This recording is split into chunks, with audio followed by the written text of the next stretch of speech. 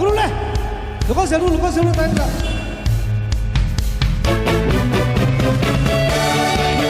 Suara, go.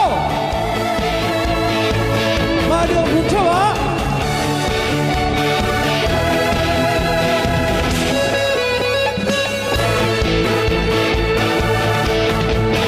Setelah aku denitin aku, tunapang seru, lalu suatu senjata mati, bukan baju. Mereka oh. Setelah aku denitin aku, berubah, tunapang seru. Lalu suatu senjata mati, besok doani. Kan baik suang suang tenang hati seluruh suang tenang hati seluruh Tingkos cuma suang atau mekan Luang mai ho Acung tempat yang ditinkan Harasat na ome Lali suatu tiana cua Nezo toani Kan fain suama Acung tempat yang ditinkan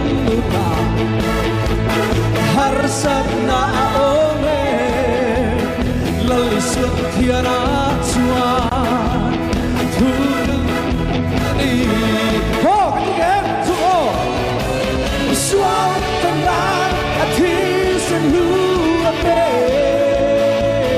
Dekat lo Suau tenang hati seluruh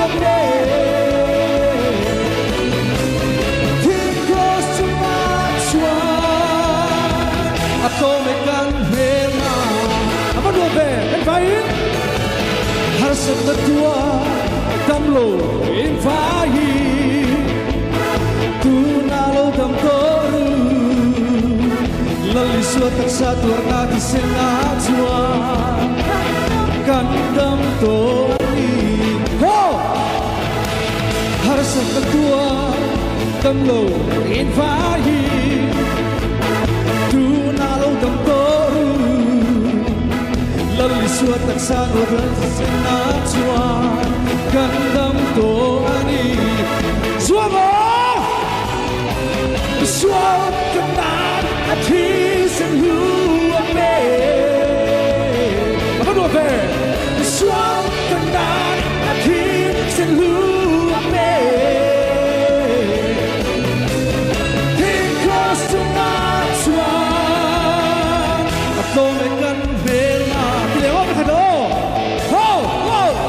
Suau kenal hati seluruh Suau kenal hati seluruh Tingkos cuma suan atau mekan bela Go Tingkos cuma suan atau mekan bela